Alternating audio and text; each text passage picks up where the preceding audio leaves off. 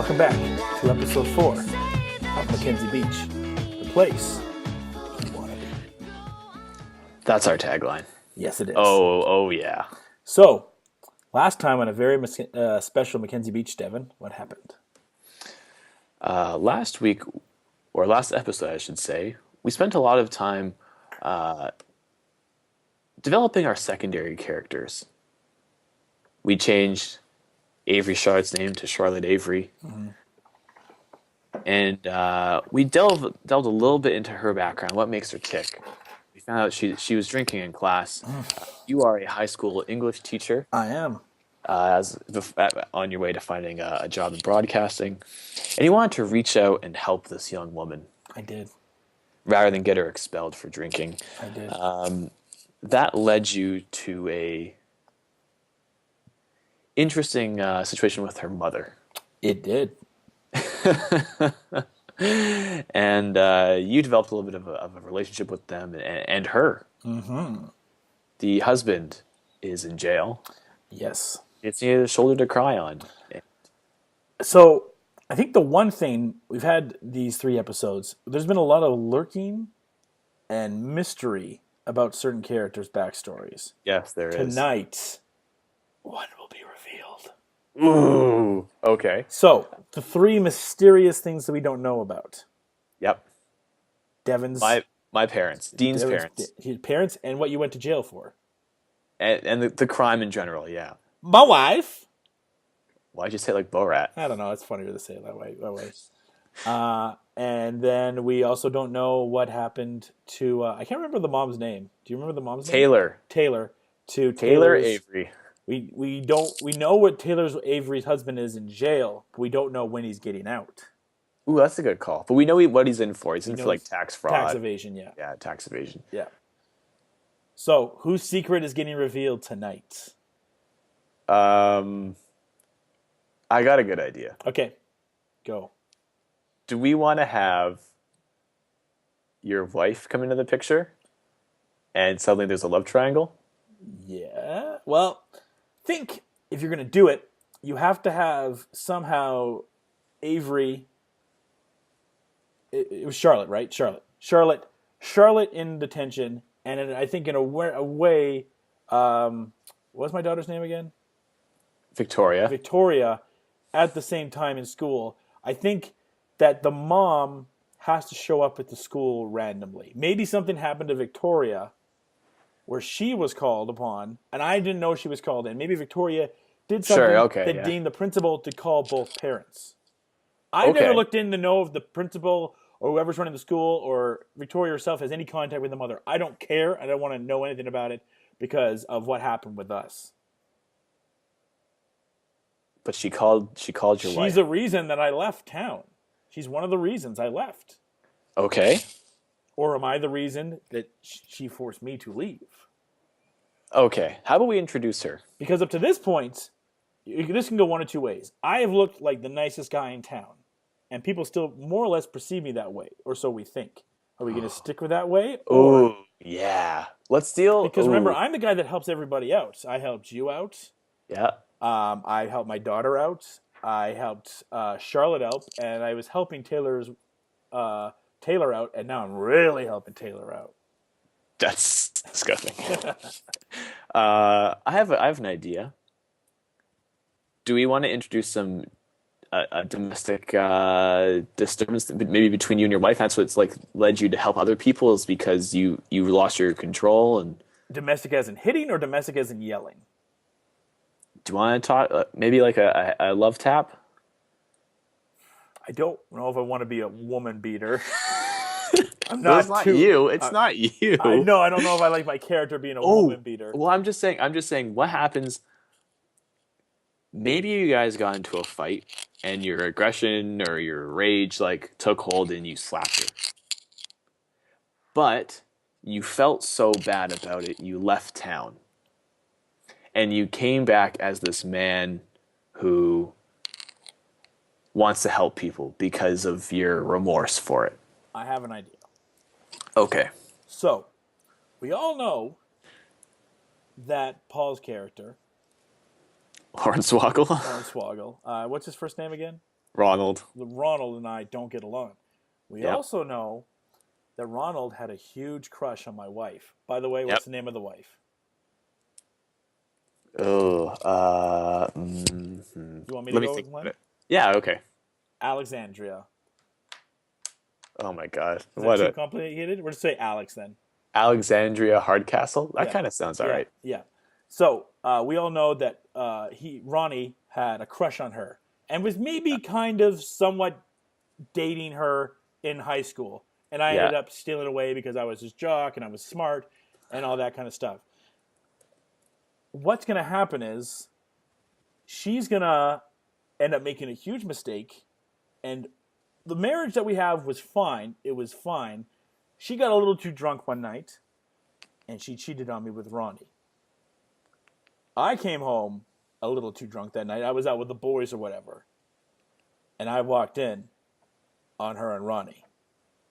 Oh, She that knows bitch. she knows she messed up. And I Okay. was drunk and pissed because I was out with the guys and I thought the marriage was good and everything. And then I end up pushing her to the ground, calling her a whore, Ooh, that's a good one. and saying like more or less just wanting nothing to do with her. She's pathetic and blah blah blah. How could you do this to me kind of thing. And Yeah. I leave town because of that. Oh, I like that. Yep. And Okay. that what makes me move to Toronto. Let's just say, at the time, let's say too, at the time, I here we go. One of the reasons she did it is I had a job offer in a Toronto, a New York type of area, and I wanted to move her and the kid there. Okay. She was very reluctant about it Okay. because she had grown up in Mackenzie Beach. This was her home. This is where she grew up. This is her roots. And she didn't want to be, she's used to this small town atmosphere. She loves me, but she doesn't love me enough to let me follow my passion and go for this big job. And I said, well, I'm going one way or another without you. And she took that as an insult. And this is why she cheated on me. Wow. It's all coming out. Wow. So that's why Oh, she did what she did. that's so sad. So and then there was a call. There was a big like yelling match and everything. And I pushed her, no slap. I pushed her very hard though. She hit her back on the bed spring or a cabinet. So there was Let's just say you like pushed her over and she sure fell down. sure I don't want to get pushed her too down. I violent. called her a whore and insulted her. Neighbors heard this and asked what was going on and everything. I took off the next day to go take the job in Toronto and never looked back. I still had contact with my daughter, small talks with my daughter, but aside from that, I never really talked to the wife. And you could maybe say that we're not even officially divorced. But you felt bad afterwards too, I think. I went to Toronto. I became kind of a new man and realized maybe I was being selfish and I should have gone for the relationship over that, and maybe opportunities would have came down the road. She just wanted to raise the daughter in her town where she grew up, and I was very career oriented and really wanted that first going forward. Yeah, And Ronnie was just there as a shoulder to cry on, and he's I always like trying to it. backstab me in a way too. So he kind of took advantage of her as well. Ooh, I like it. Yeah. I like it a lot. Okay. So what kind of conflict do we And have? also, after this, Ronnie thinks that he has something with her, right? But she never talks to Ronnie again either. She blames Ronnie for everything, and which is why Ronnie holds a grudge against me Okay, because okay. I he could thought that he yeah. had an opportunity. He somehow, in roundabout way, blames me again for not fully ever being with the girl of his dreams. I could dig So that. there's the weird triangle that you were looking for as well. Ooh, that's a good one. So what kind of thing do we have where we need to have Victoria and Charlotte in detention together? Do they get into some kind of fight maybe? Yeah, yeah, maybe Oh, because she sees me spending a lot of time with Taylor, and no, I think Charlotte turns out to be a bitch because that's what she kind of yeah, no, I was gonna say like she's my daughter Victoria sees me spend a lot of time with Taylor, and Charlotte makes a comment. She's like, "Goodness, so that your dad spends more time with a real woman than your mom or something like that. He's become a better dad than he ever will be to you, or something, some kind of outlandish thing like that." I was thinking of her saying like something along those lines, but like um goodness. I gotta think about this for a second Yeah, here. for sure.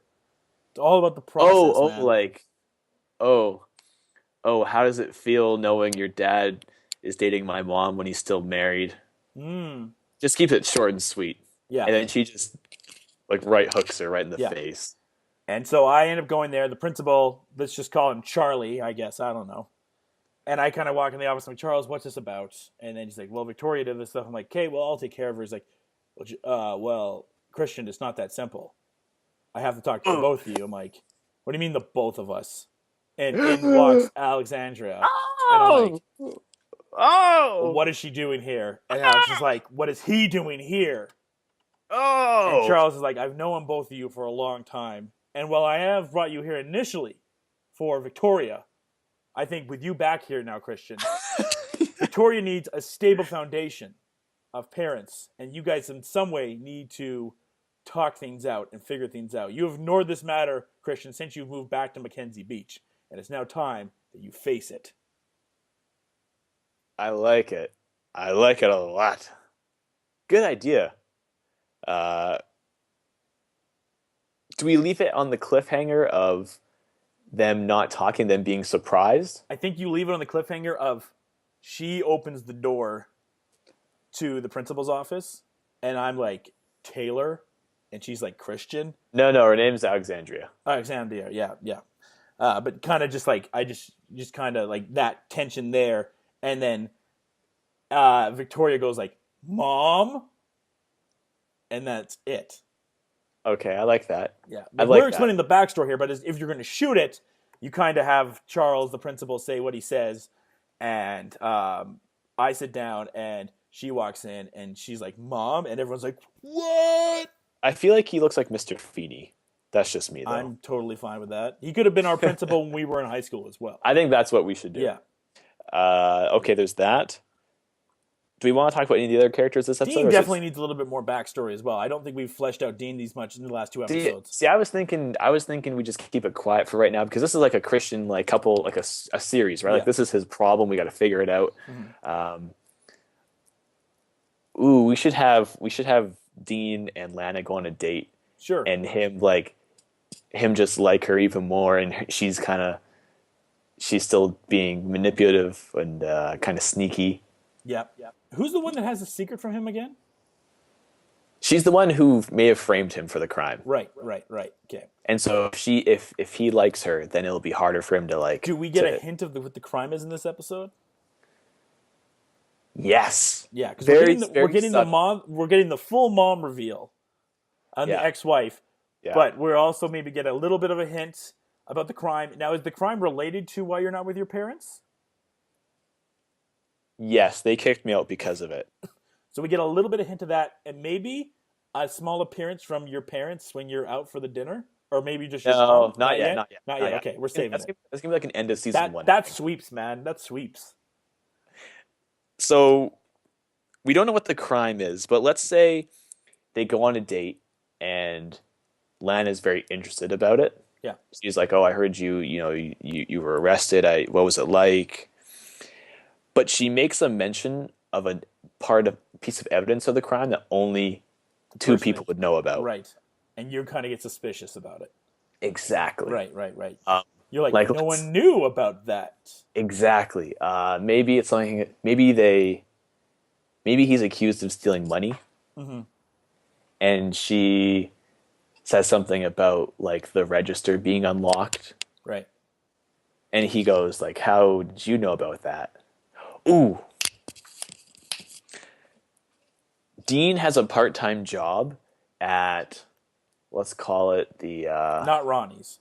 No, like a little like restaurant or something. Right. Kind of like what the OC had. Sure, or like a movie theater. Sure. A movie theater, and all the kids work there, like in the summers and stuff. Right. And he's like one of the cashiers, and he knows that of this problem with the register, and he told his boss about it, and then suddenly the money goes missing. Right, and then so he's going to blame you naturally for it. Exactly. And in reality, it was her, and so she makes a mention of something to do with the cash register, like always opening if you push it funny. And he's like, "What?" And he kind of thinks about it, and she's like, "Oh yeah, I used to work there. Like I worked there the summer before or something." Right. And he's like, okay, that's kind of And you weird. do some background check though. Not yet, because we're still on the date. I think the episode's gonna end with us being on that date and her like saying that and him going like, huh? Hmm. And then it shows to you guys with her walking in the door and then it ends. Right. So that way we kind of get like a cliffhanger for both of those things. I like it. It was a nice little date. She like took me out somewhere. We wouldn't had like all you can eat crab or something. Okay, I like it. It's Mackenzie Beach, It's right? Mackenzie Beach, man. The place you want to be. The All you place that I all you, left. all you can eat crab, and they're having a lot of fun, and he's enjoying himself. And then she says something like that, and it's like, what? There we go. I think we're good for episode 4. I mean, Pretty good. there's other characters that Ronnie didn't get a shine, and those two other characters that were established around episode 2. Pete, Pete's getting some still. Pete's stuff with Ronnie, I think there's not as much Ronnie in this episode. Ronnie and Pete are going to be heavily in episode 5, especially with Alex coming to the picture. absolutely, Yeah. yep. We may even find out about who Ronnie's wife is, or or Pete's mom, and maybe find some of that stuff out as well. Maybe it's something easy, We're slow but building, but every episode we want to, Dean and Christian are the two main characters, so they're going to get their story arc every other time, and we got to yeah. slowly introduce the new characters. This time it was Charles, the principal. Well, we did a really good job of developing Taylor and Charlotte, and so we just gotta keep going. It's been a What's lot the of fun. principal's last name? Charles what? Not Xavier. No, not Xavier. Uh, Bringingham. Charles Bringingham. is he British? Sure. I don't know. I was gonna say Charles. Charles Wilcox. Charles Wilcox. I like it. Mr. Wilcox. Exact. Sounds nice. Yeah, sounds perfect. Good. So we He's have our not gonna. principal. He's not gonna be too deep into it, is he? I think the main reason is he's like a Mr. Feeney, like you said, right? He saw me and Alex when we were in high school, and he saw that there was this connection between two people that he had never really seen. And he saw with me back now, he wants to fix that because he admires Victoria as a student so much and wants her to have something stable there. Whether we're seeing each other or not, he wants something very stable for Victoria because he can see that it's hurting her academics a little bit and other things, right? I like it. Yeah. And then we kind of find out why Victoria, next episode we'll find out why Victoria wasn't living with Alex and why she was living with my parents and all that stuff still. That's a good one. Okay, I Yeah. gotta add that in. Yeah. Find out. There's so much wrapped around in the Christian Alexandria web. And also, Alexandria's got to find out that I'm with Taylor. And Is Dean's it a got to secret find out still? his Is stuff. it still a secret? No, because yeah, Oh yeah, right. they're in detention. They're in detention. Yeah, that's all she knows right now, right? She's seeing me for the first time. We explained some of the. We'll have flashbacks of explaining the backstory, kind of, Yeah. as it comes into it, or into the like around it or something. But yeah, it gets to that point as well. Like he's just thinking about stuff, and it kind of shows flashbacks during it, just kind of explain where and how they got to that point.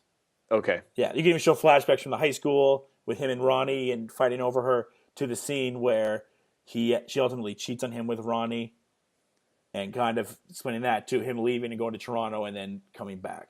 Ooh, like getting on the airplane or something. Yeah. Okay. So The song, I think, as you. tell me off air. They'll figure it out at the beginning.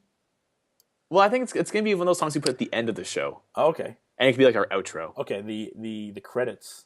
Yeah, exactly. As it's like how in TV shows like the last scene is always kind of like a slow motion. Mm-hmm.